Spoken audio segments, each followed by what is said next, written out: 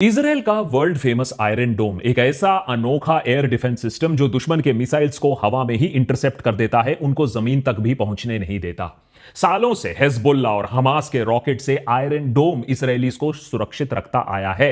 इस सिस्टम को दुनिया के दूसरे देश निहारते हैं, अपनाना चाहते हैं, और इसी सिस्टम के बिना पर इसराइल मिडिल ईस्ट में दूसरों पर आक्रमण करता है क्योंकि उसके अपने जो सिटीजन्स हैं वो सुरक्षित रहते हैं। लेकिन सिर्फ पिछले एक हफ्ते में सालों के आयरन डोम इजराइल के मिसाइल डिफेंस सिस्टम की जो रेप्यूटेशन थी वो तबाह हो गई। इजराइल की हालत आज टाइट हो चुकी है और वहां के लोग दहशत में आ गए हैं। A senior intelligence official in Israel telling NBC News Israel's renowned Iron Dome missile defense system had been 90% effective, but that it's gone down to 65% in the last 24 hours. जो आयरन डोम एकदम सेफ माना जाता था, इनपेनिट्रेबल माना जाता था, वो Iran की जवाबी कार्रवाई में पिछले एक हफ्ते में 100 या 90% एक्यूरेट तो छोड़िए, 65% मिसाइल्स भी रोक पा रहा है या नहीं। और जैसे जैसे दिन आगे बढ़ रहे हैं, ईरान के मिसाइल स्ट्राइक्स और भी सक्सेसफुल हो रहे हैं, इजराइल के पास इंटरसेप्टर मिसाइल और भी कम हो रहे हैं। क्या इजराइल ने गलत मैच लगाया था जब उसने पंगा लिया ये लेटेस्ट वाला? क्योंकि यूएस ईरान टॉक्स के बीच में 13 जून को इजराइल ने हमें और डोनाल्ड ट्रंप को और पूरी दुनिया को सरप्राइज कर दिया था। रातों रात ईरान के ऊपर कंप्लीट एयर सुपीरियरिटी हासिल करके सबके होश उड़ा दिए थे। मास्टर स्ट्रोक माना जा रहा था उसे। अब इजराइल के जेट्स आराम से ईरान के ऊपर बमबारी कर सकते हैं, पूरी एयर सुपीरियरिटी है। यह चीज रशिया 3 साल में भी यूक्रेन के ऊपर ना कर पाई, जो इजराइल ने ईरान के ऊपर एक रात में कर दिया। पर इसके बाद आया ईरान का surprise. Senior military leaders, scientist जिनको असैसिनेट कर दिया गया, न्यूक्लियर फैसिलिटीज और मिसाइल लॉन्चर जिसमें भारी बमबारी की गई, तब भी ईरान इजराइल का यह हाल कर रहा है। तेल अवीव के कुछ हिस्से और गाजा में फर्क समझना आजकल मुश्किल हो गया है। मिलिट्री सेंसरशिप के बावजूद ठोस रिपोर्ट्स आ रही हैं कि इजराइल की ऑयल रिफाइनरी, इजराइल के military intelligence command centre, science facilities पर मिसाइल गिराए गए हैं। साथ ही साथ ईरान के मिसाइल्स ने एक और चमत्कार कर दिखाया। Why is it always the Jewish people? We didn't do anything. Like, it wasn't us. चमत्कार ये कि करीबन 2 सालों से गाजा के ऊपर जो जेनोसाइड हो रहा है, वहां जो 55,000 लोग मारे जा रहे हैं, इंक्लूडिंग 15,000 बच्चे, जिनकी मौत इजरायलीज को नहीं दिख रही थी, अब वही इजराइल्स इस बात का रोना रो रहे हैं कि भाई कॉस्ट ऑफ लाइफ भी होती है, सिविलियंस को क्यों मार रहे हो? हॉस्पिटल्स पर बॉम्ब गिराना बुरी बात होती है। यह बात ईरान के बॉम्ब गिरने के बाद समझ में आया। तब समझ में ना आया जब गाजा के सारे हॉस्पिटल्स को एक एक करके इजराइल ने खत्म कर दिया था। अब इजराइल की राजधानी तेल अवीव में बिलबोर्ड्स पर इश्तिहार छापे जा रहे हैं, mister president, mister Donald, finish the job. Israel America को बोल रहा है, फटकार लगा रहा है कि तुम्हें इलेक्शन में इतने पैसे दिए हैं, चलो ईरान पर जल्दी बॉम्ब गिराओ, खत्म कर दो ये पूरा काम। इजराइल अमेरिका के पॉलिटिक्स को किस हद तक कंट्रोल कर रहा है ये तो हमने आपको पिछले एपिसोड में दिखा ही दिया। लेकिन पिछले एक हफ्ते में ऐसा क्या हो गया है? इजराइल तो मिडिल ईस्ट का अनडिक्लेयर्ड सुपर पावर था, अनडिक्लेयर्ड न्यूक्लियर सुपर पावर था। मिडिल ईस्ट का सबसे बड़ा विक्टिम आज एक हफ्ते में वो कैसे बन गया? थोड़े दिन पहले तो ईरान खत्म होने वाला था, आज वही ईरान तेल अवीव को खत्म करने वाला है। आज ईरान एग्रेसर हो गया है और इजराइल विक्टिम हो गया है, वो भी तब जब खुद ईरान अपाहिज है। देशभक्त के आज के एपिसोड में समझेंगे कैसे इजराइल ने अपने फाइटर जेट्स के थ्रू रातों रात ईरान के आसमानों के ऊपर अपना परचम लहरा दिया, और इसके बावजूद कैसे ईरान ने आज भी हर रात इजराइल पर बम गिरा रहा है। सालों के सैंक्शंस के बावजूद इतने बम, इतने मिसाइल बना कैसे लिए ईरान ने? कौन से मिसाइल्स का इस्तेमाल हुआ है, कैसे इस्तेमाल हुआ है, कौन से मिसाइल्स अभी तक मैदान में उतरने बाकी हैं? और क्या इजराइल का हाई टेक आयरन डोम और उसके इंटरसेप्टर मिसाइल सच में इतना कमजोर पड़ गए? क्यों? क्योंकि उसी आयरन डोम की एक मैथमेटिक्स है जिससे शायद इस जंग का नतीजा तय होगा। और अगर यूएस इन्वॉल्व हो भी जाता है इस युद्ध में तो उसके लिए भी एक बड़ा सरप्राइज इंतजार कर रहा है। लेकिन शुरुआत करने से पहले एक बात क्लियर कर दूं, यह एपिसोड इजराइल या ईरान के पक्ष विपक्ष लेने के लिए नहीं है। हां, यह सच है कि ईरान दूध से धुला नहीं है। वहां एक फंडामेंटलिस्ट रजीम है, लोगों पर बर्बरता हुई है और उसने भी बहुत सारे मिलिटेंट ग्रुप्स को पनाह दी है, उन्हें भी तैयार किया है। लेकिन इजराइल को अब यह सोचना होगा कि जब ईरान जैसा ईवल देश उस पर बम बरसा रहा है तो दुनिया भर के लोग खास आपत्ति नहीं जता रहे, कोई सिंपैथी नहीं रख रहे इजराइल के साथ। इजराइल ने ऐसा तो कुछ किया होगा गाजा, इजराइल ने ऐसा तो कुछ किया होगा जिससे वो आज ईरान से भी ज्यादा ईवल माना जा रहा है, और उस पर बम गिरना लोग सिर्फ कर्मा की तरफ देख रहे हैं। बहरहाल पहला मुद्दा यह है कि इजराइल ने आखिर इतनी जल्दी, इतनी आसानी से ईरान के आसमानों के ऊपर कब्जा कैसे कर लिया। इजराइल ने ईरान को सोते हुए पकड़ लिया। यूएस के साथ टॉक्स के बीच में हमले की ईरान को भी शायद उम्मीद ना थी, और शायद इसीलिए इजराइल ने यह टाइमिंग चुनी अपने कोऑर्डिनेटेड सर्जिकल स्ट्राइक के लिए। 13 जून की रात को हमला होता है। एयरफोर्स सबसे इंपॉर्टेंट यहां, अब इजराइल की एयरफोर्स में लगभग 600 लड़ाकू विमान हैं और कई सारे अनमैन्ड ड्रोन्स भी हैं। सबसे पहले इजराइल ने अपने F-35 को आगे किया। F-35 जेट्स वेस्टर्न ईरान से एंटर करते हैं और उनका पहला निशाना होता है वहां स्थित रेडार स्टेशन और कमांड एंड कंट्रोल सेंटर्स को अटैक करना। किसी इजरायली जेट को डिटेक्ट करना काफी मुश्किल पहले से ही था, क्योंकि ये F-35 थे, इनका रेडार सिग्नेचर बहुत कम होता है। उसके साथ साथ सरफेस टू एयर मिसाइल को उन्होंने अपना निशाना बनाया। जो सरफेस टू एयर मिसाइल की जो बैटरीज होती हैं, उन्हें अपना निशाना बनाया कि अगर इसके बाद इजरायली जेट्स को डिटेक्ट भी किसी ने कर लिया तो मारोगे कैसे। ईरान के पास भी एयर डिफेंसेस थे, पर सिस्टम्स पुराने हो चुके थे। अभी भी सोवियत एरा S-200 सिस्टम्स इस्तेमाल हो रहे थे। कुछ made in Iran systems BAVR 373 का एग्जांपल है, पर यह भी लिमिटेड तादाद में ही उनके पास है। वहां इजराइल के पास हेरॉन 3 जैसे ड्रोन्स भी थे, F-35 जैसे स्टेल्थ एयरक्राफ्ट भी हैं। अगर कुछ एयर डिफेंसेस ट्रिगर भी होते तो हेरॉन 3 जैसे डिकॉयज को भेजा गया था, जिससे एयर डिफेंसेस सिर्फ हेरॉन पर कंफ्यूज है, फोकस रखें और F-35 बीच में अपना सारा काम करके निकल जाए। इसके बाद इजराइल सेकेंड वेव भेजता है F-15, F-16 को, अपने 4th जनरेशन फाइटर्स को। रेडार, एयर डिफेंसेस कमजोर ऑलरेडी हो चुके थे। अब बिना किसी परेशानी के वेस्टर्न ईरान में ये 4th जनरेशन एयरक्राफ्ट एंटर करते हैं। इजराइल का दूसरा फिर मेन निशाना होता है ईरान के बैलिस्टिक मिसाइल्स, उनके स्टोरेज एरियाज, उनके लॉन्च व्हीकल्स को अटैक करना। F-15 और F-16 ने JDAM और स्पाइस बॉम्ब से अपने टारगेट्स को निशाना बनाया। ये बॉम्ब्स काफी एक्यूरेट होते हैं और इजराइल का कहना है कि ऑलमोस्ट जो ईरान के मिसाइल लॉन्चर्स हैं उनको 1/3 खत्म कर दिया था एक ही रात में। मकसद सिंपल था कि इससे पहले कि ईरान जवाबी कार्रवाई करे, अपने बैलिस्टिक मिसाइल्स लॉन्च करे, हम उनके मिसाइल और मिसाइल लॉन्चर्स को ही इतना चोट पहुंचा दें कि वो कुछ कर ना पाए। अब आप सोचेंगे कि ईरान ने कुछ नहीं किया जब इसके ऊपर इतना बड़ा अटैक हो रहा था। सच्चाई तो यही है कि दशकों से सैंक्शंस की वजह से ईरान की एयरफोर्स को बेहद कमजोर ऑलरेडी बना दिया गया था। कुछ 300 लड़ाकू विमान हैं, पर काफी पुराने हैं। इजराइल को टक्कर देने लायक तो कुछ भी नहीं है। ईरान के 2 F-14 टॉमकैट्स को इजराइल ने जमीन पर ही अटैक कर दिया। पर वैसे भी ये F-14 1979-80s के मॉडल हुए हैं, वो अगर एयरबॉर्न हो भी जाते तो कुछ खास कर नहीं पाते।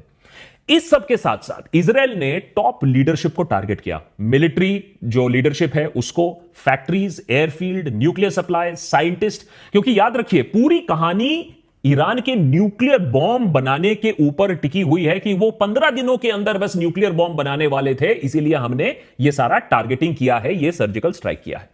इजराइल एयरफोर्स को शायद इतनी कामयाबी हासिल नहीं होती अगर सीरिया में आज भी असद का राज चल रहा होता, पर पिछले ही साल तख्ता पलट हो गया और उस दौरान इजराइल ने मौका का फायदा उठाकर सीरिया के सारे एयर डिफेंसेस को ध्वस्त कर दिया था।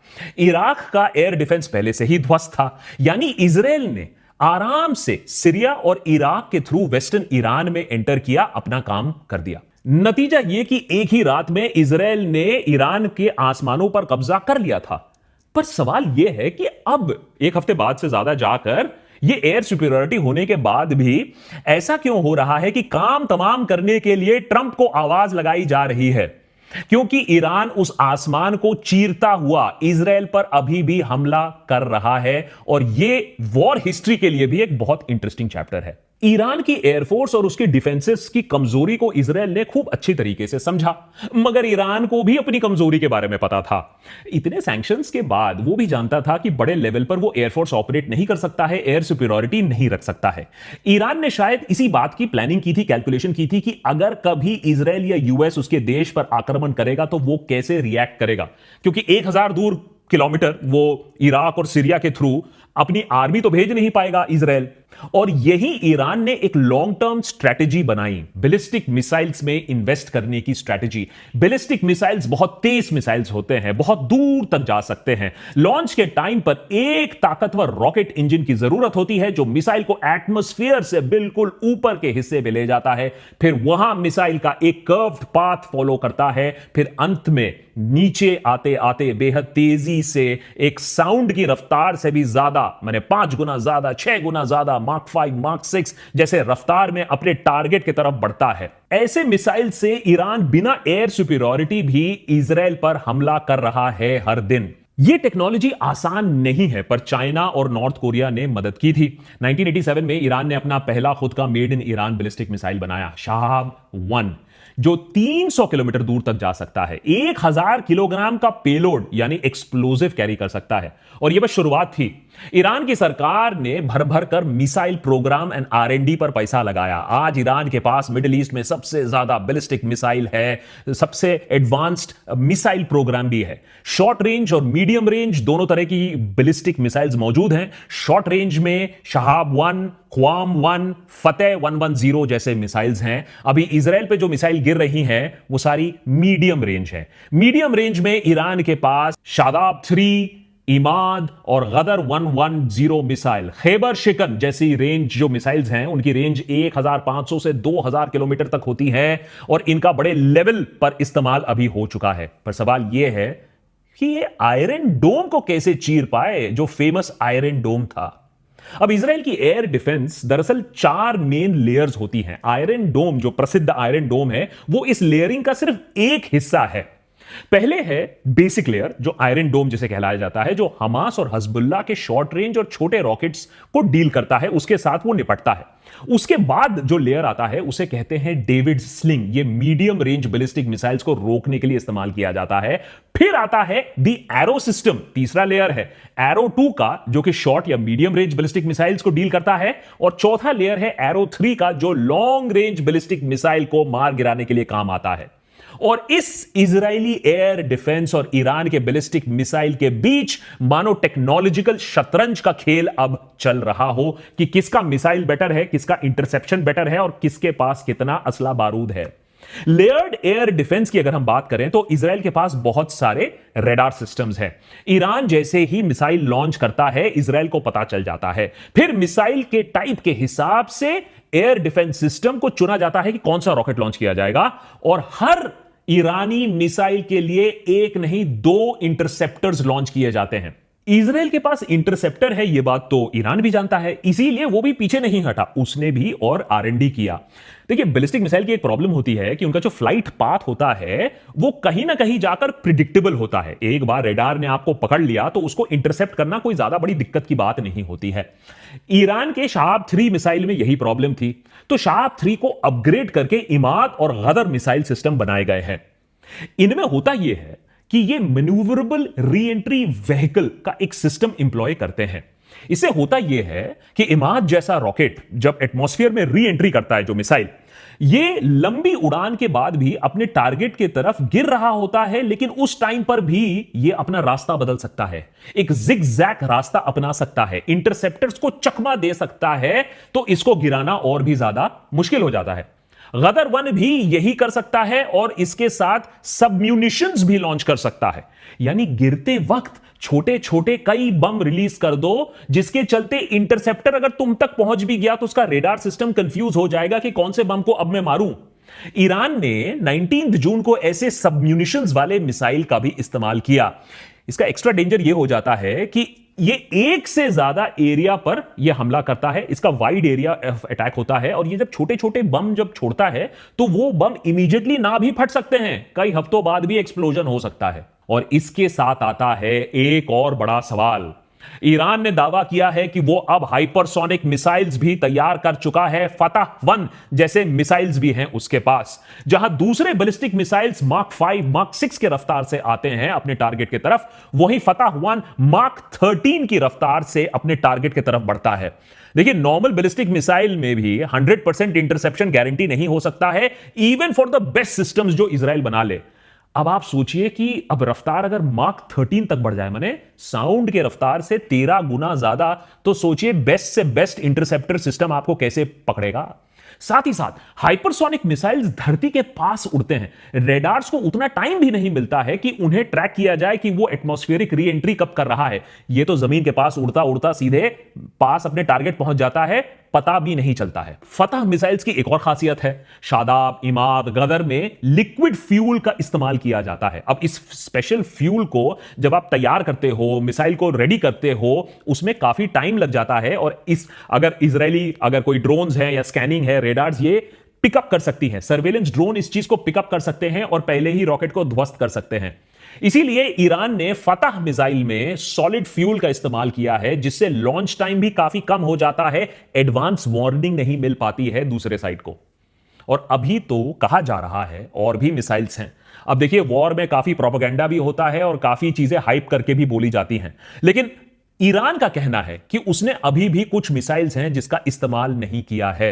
एक है हज कासिम मिसाइल, जिसकी मैन्यूवरिंग कैपेबिलिटी और भी ज्यादा बतलाई जाती है, और दूसरा है खुर्रम शहर मिसाइल, जिसका अभी तक ईरान ने बैलिस्टिक मिसाइल्स में सबसे ज्यादा पेलोड कैरी करने की बात कही है, जिससे सबसे ज्यादा बड़ा धमाका हो सकता है, और ईरान कहता है यह अभी तक हमने इस्तेमाल नहीं किया है। तो अब इस पूरे जंग में काफी साइंस का एक सवाल है कि किसके पास ज्यादा बेटर मिसाइल है, किसके पास ज्यादा बेटर इंटरसेप्टर है। और दूसरा आता है एक मैथ्स का सवाल, क्या ईरान के बैलिस्टिक और हाइपरसोनिक मिसाइल पहले खत्म होंगे या इजराइल के इंटरसेप्टर पहले खत्म होंगे। यह जंग एक वॉर ऑफ एट्रिशन बन गया है। कई सारे इजराइल और यूएस बेस्ड एनालिस्ट कह रहे हैं कि अभी ईरान के पास हजारों की संख्या में मिसाइल हो सकते हैं। यह सस्ते तो नहीं आते हैं, एक मिसाइल के लिए समझ लीजिए 100 से 200 मिलियन डॉलर तो लग जाता है, पर उसी मिसाइल को रोकने के लिए 5 से 10 गुना ज्यादा रकम खर्च होती है एक इंटरसेप्टर को बनाने के लिए, उसको मेंटेन करने के लिए, उसे लॉन्च करने के लिए। जाहिर सी बात है कि इजराइल के पास उतने इंटरसेप्टर्स नहीं हैं जितना ईरान के पास मिसाइल्स हैं। ऊपर से ईरान ने ड्रोन मैन्युफैक्चरिंग में भी महारत हासिल करके रखी है। ईरान के शहीद ड्रोन्स को रशिया ने सक्सेसफुली इस्तेमाल किया है यूक्रेन वॉर में। इन ड्रोन से ईरान अब एक स्वॉर्म स्ट्रैटेजी बनाने की कोशिश कर रहा है कि कई सारे सुइसाइड ड्रोन्स को एक साथ इजराइल की तरफ भेज दो, उनको मजबूर करो, उनको पैसा खर्च करने पर मजबूर करो, फिर उनका नुकसान करो, उनके इंटरसेप्टर्स को खर्च करा दो, उनके वीक स्पॉट्स को ढूंढो, जो इंटरसेप्शन रेट है 65%, उससे भी नीचे ले जाओ, और उसके बाद अपने असली मिसाइल्स लॉन्च कर दो। और अगर ऐसा ही होता रहा तो इजराइल के लिए एक खतरनाक पॉलिटिकल एट्रिशन भी हो सकता है।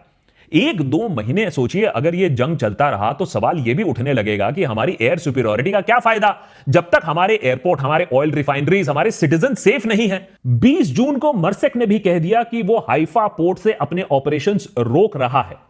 अब ईरान को आर्थिक परेशानी की, सैंक्शंस की, उसको तो काफी दिनों से, काफी सालों से इसकी आदत लग चुकी है। वो तो महीनों तक बैलिस्टिक मिसाइल्स गिरा सकता है डिस्पाइट ऑल द सैंक्शंस। लेकिन क्या सवाल यह उठता है, इजरायलीज इस बात से ओके होंगे कि उनको रात पर रात, हफ्ते पर हफ्ते, महीने पर महीने बंकर में रहना पड़ेगा? ऐसे में ही इतनी खबर आ रही है कि कितने सारे इजराइल्स अपना देश छोड़ के दूसरे जगह चले जाए। शायद इजराइल भी यह बात समझ चुका है कि जो रातों रात ईरान के मिसाइल्स को खत्म करने का प्लान था, टोटल डोमिनेशन का प्लान था, वो कहीं ना कहीं खत्म हो गया है, खराब हो गया है। इसीलिए ट्रंप अंकल को बुलाया जा रहा है टू फिनिश द जॉब।